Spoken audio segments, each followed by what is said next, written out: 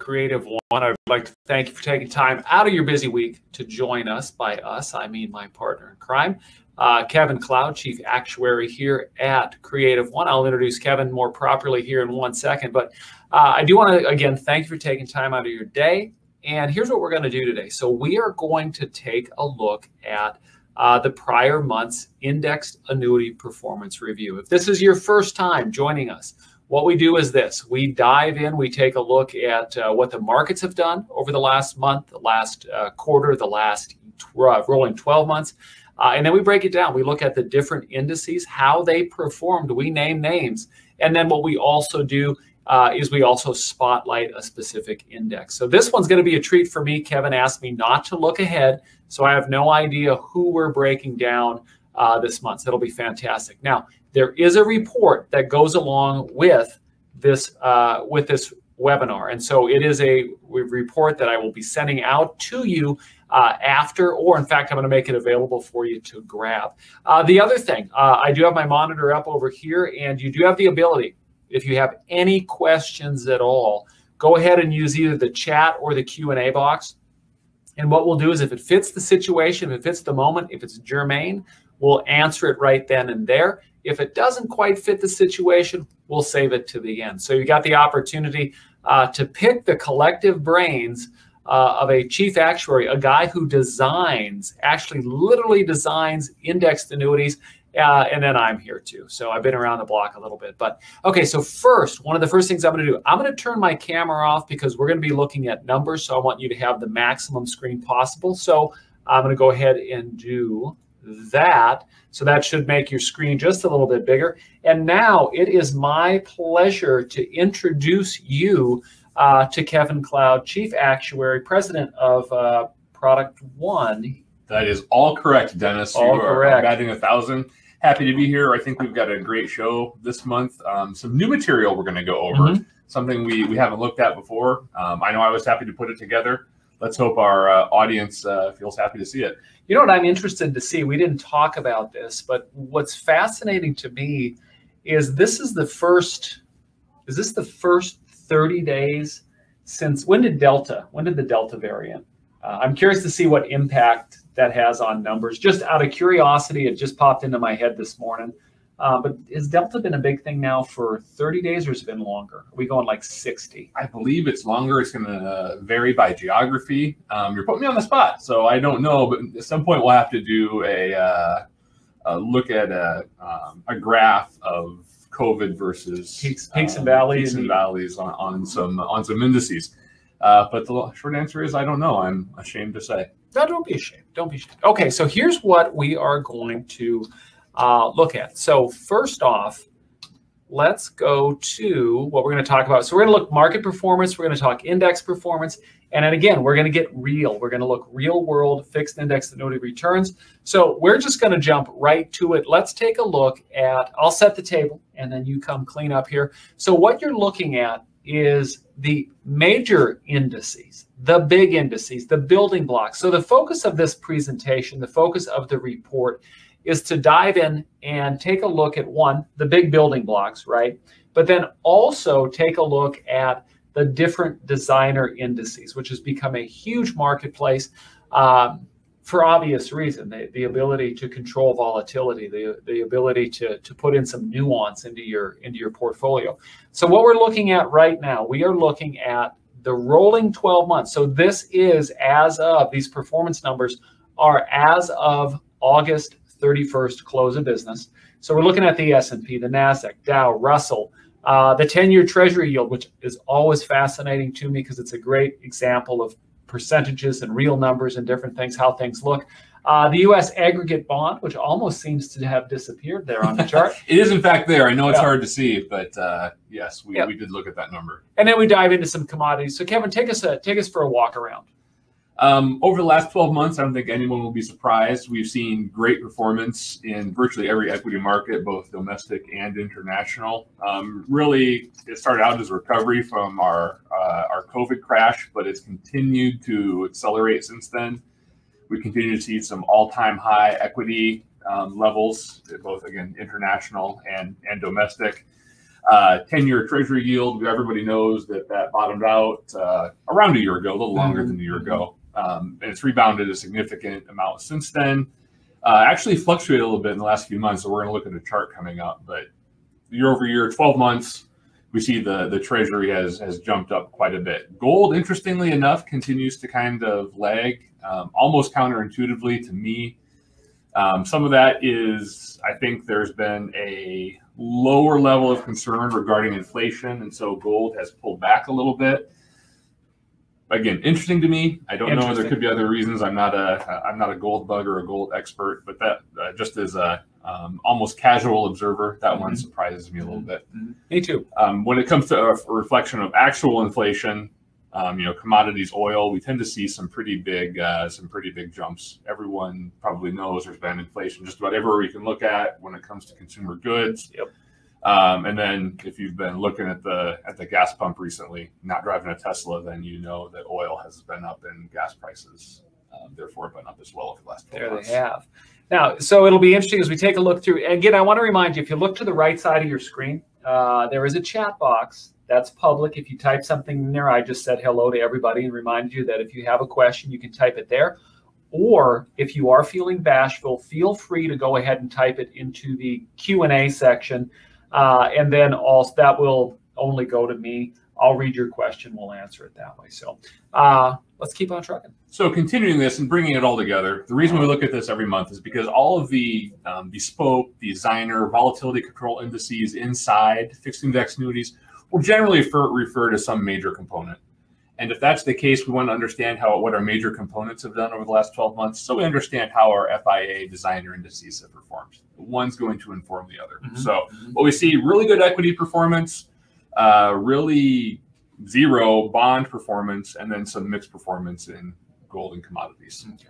All right, so 12 months, rolling 12 months. And again, also last reminder here, if you do want to see a previous copy of the index reports to compare to, September to August, to going back, we do have the library available. Okay, enough with that. Let's take a look at how the indices themselves. So we see the base, the building blocks. Now let's look at the actual indexes. And remember, we're looking raw returns here, right? These are raw returns. So what have the indices done? No great surprise, because we've seen this big COVID recovery and then post-COVID, I guess not post-COVID, but boom since then. We see our major indices are the ones that have really performed well. Your Russell 2000s, your mid-caps, so your smaller mid-cap stocks have done really well over rolling 12 months. We're actually going to dive into this a little bit more because it intrigues me that these indices have done so well on 12 months. So we're gonna dive a little bit deeper into that because I was interested. We see real estate continue to rebound, but really what you see is your main indices continuing to rebound and perform very well, and you don't see as many designer indices on this chart. Number of reasons for that, but again, the really big performance has been from our main indices. And now, that is where, not to tease here, but that is where you see the raw returns, but then it's, how much of that return do you get? Getting ahead of ourselves. Sorry, buddy. I'm sorry. I can't help it. Okay, so let's take a look. Let's take a look at a moment of history. Okay, so we're looking at, I get to set the table. So we're looking at the grayish line. Man, if you're colorblind, you're okay here. This is not the vivid. We'll work on vivid here. I'm just teasing you, Kevin. Okay, so the grayish line is the NASDAQ. The orangish line is the Russell 2000, and the white line is the S&P 500. And we're looking back 1 year ago. So there is August 31st of 2020, which seems now like a million years ago. It really does. And at least speaking personally, the last year and a half, 2 years really kind of blends together quite a bit. Does. So I have to go back and think, which is one of the reasons we do slides like this. We want to give some historical context, make sure people remember what's actually occurred and when it occurred. Yeah. So one thing I've noticed, if you've been paying attention, you've been on these webinars with us, you've noticed we've seen some pretty big outperformance from the Russell 2000 on a 12-month basis. I think for the last 3 or 4 months, we've seen the Russell has really performed and been topping all of our 12-month charts. And so that made me question, okay, has the Russell really done that well, or is it just an impact of kind of that window that we're looking at? So what I did was I took the performance of these 3 U.S. equity indices, and I wanted to look at how they've done since the beginning of the year 2020. So right before our COVID crash, and then how have they done post-COVID crash? Because it interested me that, it looked like the Russell 2000 had done really, really well. But in my mind, that was probably more of a function of timing of the recovery and when those stocks recovered more than anything. I think this chart bears this out.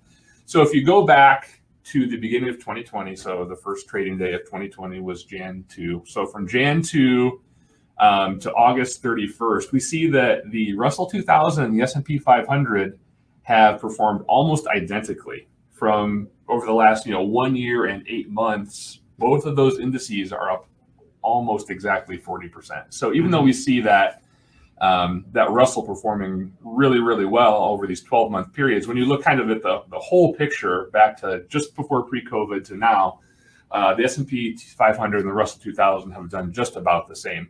The S&P 500 didn't crash quite as much. The Russell 2000 had a bigger dip, and because it had that bigger dip, it probably had a steeper recovery, and actually had a steeper recovery. And then you see it kind of leveled out. So it looks like it leveled out in spring this year, somewhere around the beginning of April.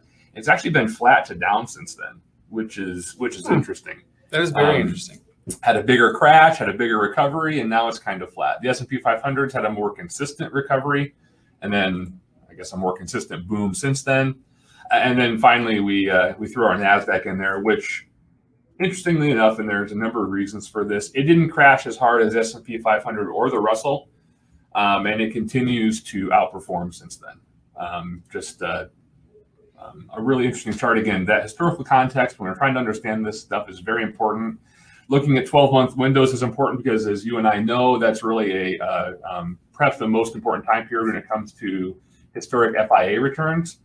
But it doesn't actually give the whole picture. So we're trying to fill in some gaps, context, give you the whole picture. This is the whole picture of our recovery. And the Russell 2000, S&P 500, largely done about the same thing, albeit in slightly different, along slightly different paths. And again, the NASDAQ continues to outperform, driven by those tech stocks.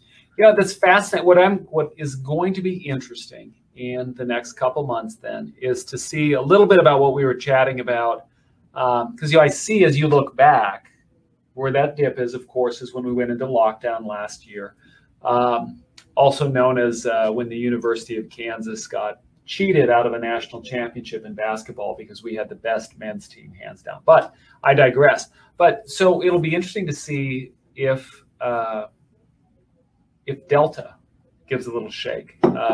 I know I'm going off on a tangent here, but it was top of my mind this morning. Was it on NPR this morning, Dennis? On the way to work? No, it wasn't. But maybe it's something. It's something to ponder, something to explore. But one of the things that we do know that has been happening for a long time, of course, has been corporate yields and how they impact indices and options. And this is always, we talk about this every time, and we do it because it is ridiculously important. So Kevin, let's talk about this next slide here, yield misbehavior. So one of the big things we talk about real world returns on FIAs. And in order to understand real world returns on FIAs, you have to understand basically how much yield insurance companies have to go out and buy options, go out and buy hedges. That allows them to afford the participation rates, caps, and spreads that go into FIAs. So how much yield do they have? We're looking back a year because, if we're looking at real world FIA returns, we have to know what they were buying a year ago and what those yields were. And as you can see on this chart, what they were buying a year ago were, bonds, fixed income securities that had historically low yields. Really around 8/31/2020, which is our 12-month ago period, was about as low as corporate bond yields got. So what those investment instruments they were buying a year ago, it would have made it a really difficult environment to go out and hedge, which is probably why you saw some probably historically low participation rates, caps that went into FIAs. And that's going to be reflected when we look at our real world returns. But I thought it was important to understand that context. When we look at how our FIAs performed over the last 12 months, yes, it's important to know how those markets did, but it's very, very, very important to know, what was the potential of an FIA to actually perform. Yeah, so and that is something that gets very interesting to me is, the companies do have to have that profit.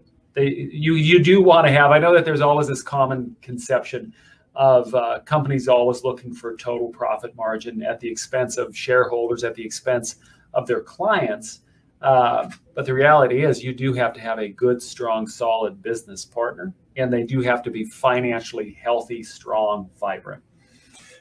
If we were going to speak practically, I'm guessing what happened a year ago, insurance companies probably felt the squeeze. So were they taking as much profit a year ago? Probably not. They were probably trying to hold rates as much as they could. It's a competitive business. So, but you are correct. We do want our insurance companies to generally remain healthy and profitable and pay out those claims when it comes time. Absolutely. Maybe one of these days we'll see these. Maybe the day will come when we're looking at these two lines here. And that U.S. 10-year won't be clicking around at about, what is that, what do we say? Well, I think we're around 135 right now. 135. It's got to be 15 years now of rates will probably be going up soon. They can't go much lower than this, and by Lord, they seem like they keep testing that theory. Okay, let's talk about actual then index performance on a 1-year basis. So we are looking at, I just want you to all take a look at, so what you're looking at, a selection of a few of the indices that appear on the report. Why don't we go ahead, you mentioned the parameters. How does an index make it to our index performance report? So in order to make this chart, there's a few criteria. What we're looking at is real world returns. In order for there to be a real world return, an index has to have been in the real world a year ago, right? So what these are indices that have been inside FIAs for at least 1 year and remain available today. Crucially important. Crucially important. That's how you make this list. Yeah, because we, as you all as financial professionals know, there are new indices that are developed all the time, and a lot of time you pop open that performance report and you're like, wow, this is fantastic. But then what you always, as a tip, you always need to look down in the small print to see when did the index go live. Because a lot of times when you see a brand new one, well, it is brand new, and they're doing past performance is not any indication of future results, and it's all hypothetical. So we're looking at real returns. And then again, just a smidgen, just a selection, a few that we're looking at of the number that's on the actual report that you can get a copy of. The actual report that you'll get includes virtually everything that's available right now, whether it's been available for 2 days or 12 years. It doesn't matter. It's going to be on that report. In order for us to do the real world returns, we just have to have stuff that's been around for years so we can look and see what kind of actual credits you would have gotten. The annuity illustration industry is basically based on backtesting, which is taking today's rate and applying it to historical behavior, which is really, is a bad science probably, but it's the best bad science we have when it comes to doing comparisons. But when we have the capacity to look at real world returns and see, okay, not only do we want to look at 1 year's performance of the index, we want to look and see what the rate available was a year ago and then apply it. That's a much better indication of index annuity performance. And so, like I said, that's not always available. We don't always have that ability, but when we do, we want to do it, and we have that capacity for these indices. Okay. So why don't we go ahead and pop up the rates and factors.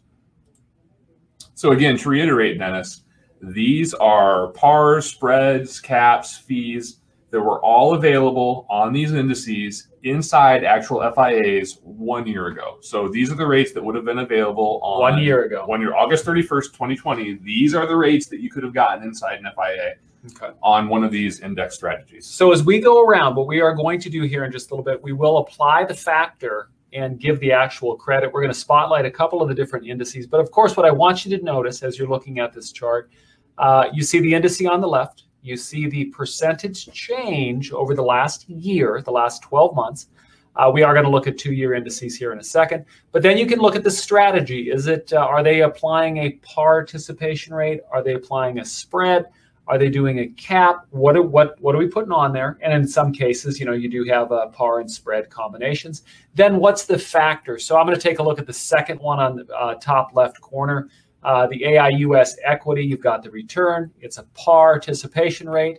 And I said that funny. It's a participation rate. And then it's an 80% factor. So with that being said, Kevin, this is a perfect segue into Index and strategy pricing. This is important to walk through. That's why we do it every time. Don't forget, if you do have questions, take a look to the right side of your screen. Chat box, Q&A box, all there. But let's take a look, Kevin. Go. Right. So how were all those pars and caps and spreads established? I know we repeat this every month. It's just hugely important. There's really two components. How much did it cost for those companies to go out and buy options on those indices? Once again, when an insurance company never invests directly in any of those indices, they invest in corporate bonds, fixed income securities. They use the yield from those securities to go out and buy options. And that kind of dictates how much those cost, is what kind of par cap spread that you can get. Important to note this, those option costs are really based on two things. How volatile is the index, and what is the prevailing risk-free interest rate? The higher volatility is, the more the options cost. The more the options cost, the worse the factor your client's going to get. So more volatility, lower par rate. Intuitive, yes. And then with interest rates, it's the same thing. Interest rates are higher, option prices are higher, your par cap, blah, blah, blah, blah, is lower. Important to understand. The other component is the prevailing, your option budget. How much can the company go out to spend to buy those options? We talked about this earlier. A year ago, we had historically low corporate bond rates. That means that there wasn't a lot of money to spend on options a year ago. So when they were going to the option grocery store a year ago, that budget was a little bit tight. You were buying a little bit less. No steak. You were buying hamburger a year ago. You just couldn't afford as much. And I always think it's a good thing to take a look at. When you run across a situation where you see a company running a participation rate, for example, that's more than 100%. Always confusing. It used to confuse me until we had this conversation. And what ends up happening with your analogy, the budget, you go to the store, it turns out that steak is on sale. And guess what? You were going to spend $10 to get 10 steaks. Well, guess what? $10 now can get you 12 and a half steaks. So you got 125% participation rate. Right. The participation rate above 100% phenomena just means that it costs less to hedge that index than what you had in as an option budget. So I've got, $2 to spend on eggs. Eggs only cost $1. I guess I'm buying 2 dozen. I'm getting 200%. There we go. A lot of eggs. Okay, so let's dive in. So we've got the same chart from a second ago. Let's spotlight a couple, and I will tell you who we're spotlighting. Top left, we've got the AI US equity, and then we're going to go down the right side. We're going to go clockwise. Morgan Stanley Global Opportunities Index. We're going to take a look at the NASDAQ twice. We're going to take a look at the Russell 2000 twice. And actually with the NASDAQ, there is a variation there. So Kevin, top left, AI US equity. So the AI US equity and the Morgan Stanley Global Opportunities Index, those are indices we've spotlighted in the past. Yep. I've done a deep dive, so I always like to go back and see how those have performed. They both performed very well. You're getting way more on your safe money investment than you would have in a bank product last year. Absolutely. I assure you. But it's always good to look and see how good we've done. I think in general, Dennis, when you look at our spotlight indices, we've done very well. So maybe you should make your allocation options based on what we cover on this webinar. We will see. Something to think about. To ponder. Yes. With the NASDAQ, this is a great comparison between a traditional non-volatility controlled index and kind of a volatility controlled analog. So the NASDAQ 100, generally considered to be highly volatile, hard to buy options on it. So in this case, a year ago, August 31st, 2020, if you wanted the NASDAQ 100, the only way you could have accessed that inside an FIA was through a capped strategy, and that cap was 2%. Of course, as well as it's done, that cap maxed out and you got 2%. Another way to access or reflect NASDAQ's type returns inside an FIA would have been through the NASDAQ FC index, which is a volatility controlled index that closely references the NASDAQ. And by applying that volatility control, generally leads to lower volatility, which means higher participation. So in this case, the NASDAQ 100, 2% cap, or NASDAQ volatility control, 70% participation rate. As we can see, the NASDAQ 100 obviously performed a lot better than the NASDAQ FC with that volatility control in it, but you could have gotten a much greater level of participation with the NASDAQ FC. And the ultimate result as it applies to your policyholder was that if you'd been in the NASDAQ FC and taken that FC. Even though the index itself didn't perform as well as the NASDAQ 100, you would have gotten a much better credit. Again, because volatility is lower, higher levels of participation, more credits for your clients. And it really does. You know, at first blush, you look over and you're like, well, I want the one that has the bigger return. It's, you know, it's like, I'm from North Dakota. Paul Harvey had a great radio program. I hope I'm not the only one who knows who that he is, but he used to always say, and now for the rest of the story. And when you look at that, that really is like, wow, I want the bigger number. Well, what's going to end up in your client's pocket? And you know what? That's one of the reasons. Definitely reach out to your sales consultant here at CreativeOne. We've got internal tools that we use to do comparison between the indices. It's also, when you look at the next set there, the Russell 2000, a great example of what's the best way to go when it comes to a par versus a cap. So you're looking at the Russell 2000, you've got a par rate of 20% or a cap of 3%. You know, you probably would think off the top of your head, I do not want to put me at a par of 20%. That's crazy. But look at the performance. And then also, you know, a cap of 3%, not exactly capping out at 3% on a safe money product, not a bad thing. Not a bad thing at all. No, and none of these are bad returns. Again, it's just a matter of preference. It's a matter of really understanding caps and pars. For me, it's always a lesson in humility, because I can honestly say I probably would have never taken a product or a strategy that had a 20% par, but in reality, it did very well. So there's some lessons there about not knowing the future. There's some lessons there about really diversifying inside your FIAs, having products Absolutely. that have both caps and pars. Yep. And really trying to access a few strategies, because I don't know the future. You don't know the future. Try to get a few so that when something does really well, you're getting part of that. And overall, the promise of the indexed annuity is outperformance over fixed rates. So you should be able to do that. Give yourself a chance by going across a few strategies. Absolutely. Okay, so as we go into these, so that's 1 year. We're going to go in the 2 year. I also would like to point out to you, if you look over on the right side of your screen, you'll see handouts. I just made the report itself available if you want to just download it right now. I'm going to email it to you anyway, but if you want to access it early, you can. It's sitting over there. Let's talk 2 years, Kevin. So 2 year strategy, again, the same rules apply, right? It had to have been available 2 years ago. Exact same thing. We're just doing 24 months instead of 12. Had to be available 2 years ago. The factors we show here are the actual factors available 2 years ago that would have applied to these changes in index level. Again, we're going to highlight a few, specifically the ones that we've had in prior year or prior month index spotlights. Barclay Trailblazer, Sectors 5. The CityFlex actually wasn't an index spotlight, but it's done very well. That's why I love to point out, because it was available inside a income-based FIA, something that only came with the GLWB inside of the independent channel anyway. If you were in this strategy 2 years ago and you bought one of these products, not only did you get a really great return in your AV, you probably increased your client's lifetime income. So have a look at that. If you happen to sold, that's a protective index inside a protective product. Go and look, see how you did. Maybe you managed to get some more lifetime income for your client in addition to some more accumulated value. Hey, I always ask this because this one always throws me. But of course, when we're looking at the credit side over there, those percentage numbers, that's over the total 2 year percentage, right? That is the total 2 year percentage. And because we've gotten the question before, I'll go ahead and state it. When there's a fee involved, it is after the fee has been applied. So we're applying the fees to this number. So that's what you see. It's a number total over 2 years after we've taken the fees out. Gotcha. Okay, that takes us. So we've looked at the performance, the report. I will make the report. If you wanted to grab it right now, you can just download it over there on the right. We now end up, but if you don't, I will be sending you a copy, so don't worry about that. But if you do have any questions, feel free to drop them in the chat or the Q&A on anything. But otherwise, we are going to dive into our spotlight indices. So, by the way, if you ever do have an index that you would like us to break down specifically, let me know. Just drop me an email, dmattern@creativeone.com. Hit me up on LinkedIn, however you want. But let me know, and we'll work it in. We do it democratically, and we'll take it under consideration. If we get enough votes for it, we'll run with it. But, okay, so today I am curious because I do not know who we are breaking down. So the index spotlight.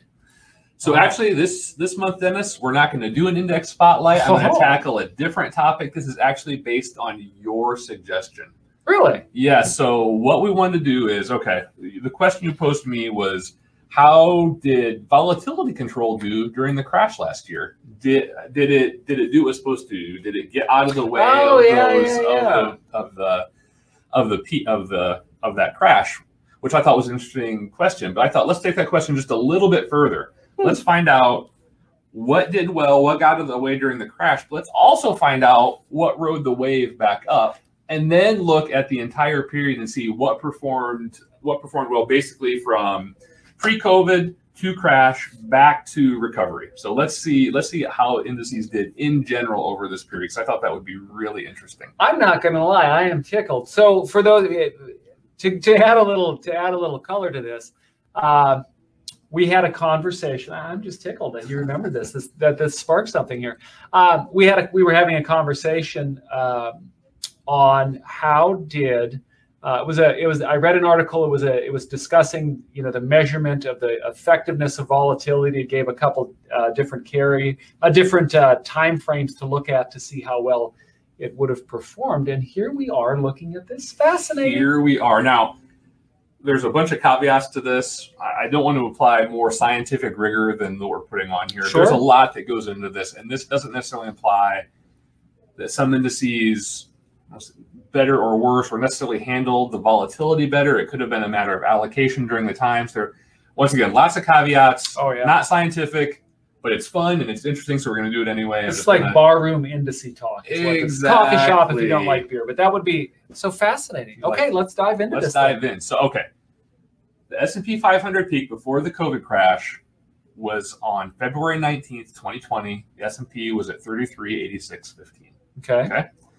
S&P bottom after that, before recovery, was on March 23rd. So really, all this happened in a month, which I almost forgotten just how compact that dive was. See, I remember that date because I believe that would have been the final day or the Monday after the Big 12 tournament would have ended. Painful dates for some of us. I'm glad you have that. Gotcha. It's locked Kansas in. Basketball context. It is locked in. How things were. So again, we lost the market within about 34% in just about a month, and this is just the S&P 500. And so then finally, how long did it take before the S&P 500 got back to its pre-crash levels? That was on August 18th when it finally recrossed and got back up to 3389.78. August 18th of last year. August 18th of 2020, correct. Okay. These are all, this all happened in 2020. So we peaked in February, bottomed out just a month later in March, and 5 months-ish later, we had fully recovered. Huh. I thought that was really interesting. So this is our time frame. We're going to look at 219 to 323. That's our crash. Okay. 323 to 818. That's our recovery. And then 219 to 818 to see over that whole crash. I'm sorry, how do I say this? Crash and then recovery. The whole period. Peak crash recovery. There we go. Peak crash recovery. How did these indices do? Fast. Okay. Tell me when to hit the next slide. Let's go. Let's dive right in. Lots. All right. Perfect. Okay, walk me through. This is great. All right. So on the left, we have the top 10 out of all the indices that we track. This includes indices that weren't available a year ago, and I'm going to point that out in a little bit. We have indices that were, we have 10 indices. These were the 10 indices that performed best during that crash period. So 10 designer indices that performed No, best. these are all indices. So this includes all indices. Including the S&P? Yes, because that's how we're defining our crash, right? Gotcha, so the S&P 500 was down 34% during this crash period. So we have that. Now, it's interesting. So the very top one, the City Grandmaster Index, that technically wasn't available then. That's what the program spit out. So just take that with a grain of salt.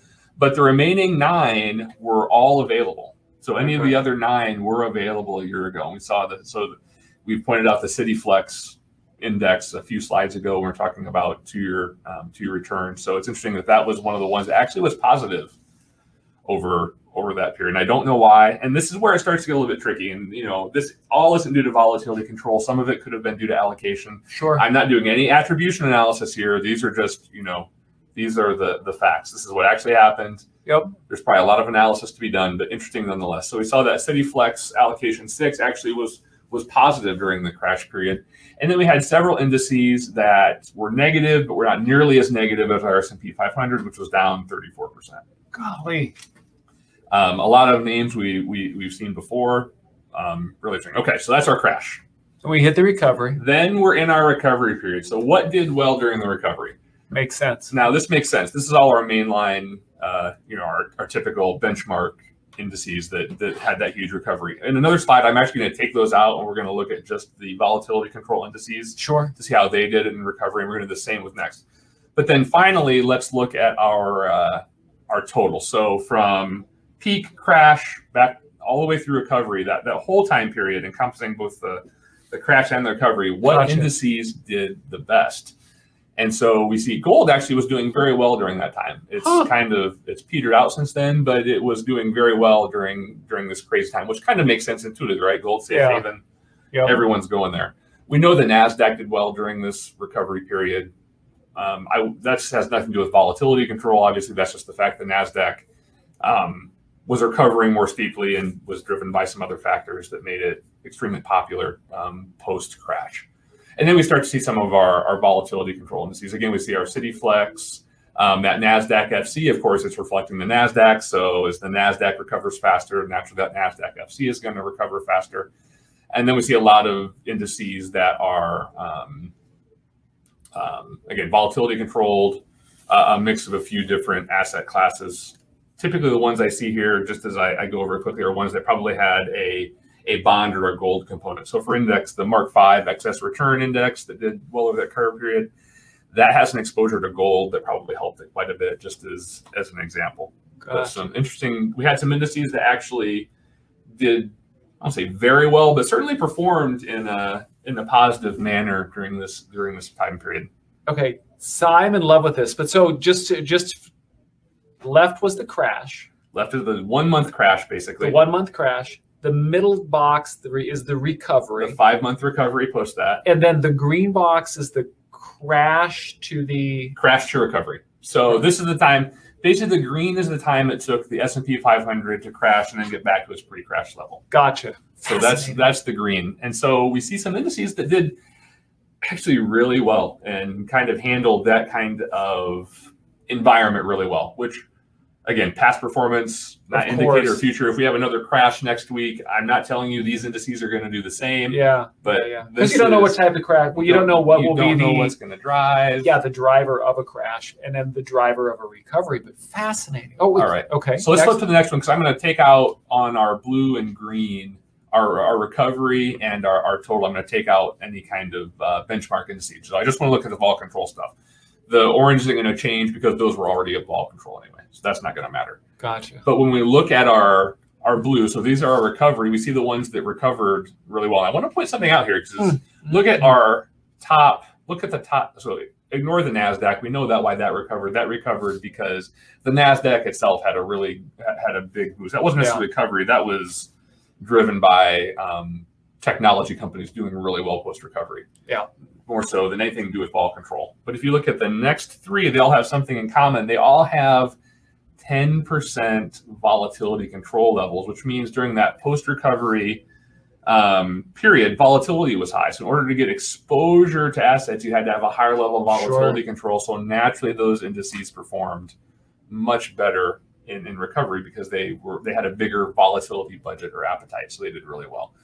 And then the next one, the S&P 8% total return index, it also did very well. Again, it has a higher level of volatility control, so you had a bigger appetite. You could gain some more of those assets in recovery. But I thought this was a fun thing to look at. And then finally, going over to the green, looking at the whole picture, you see some repeats. But again, I pulled out the gold, I pulled out the NASDAQ, and we see which indices had performed. But fascinating. Yeah, so I was interested to see what happened. Again, I want to repeat my disclaimer, not scientific. There could be a lot of reasons for this. Volatility control wasn't the only reason why these indices performed or didn't perform. Yeah. But again, not necessarily going to repeat if we have to crash tomorrow.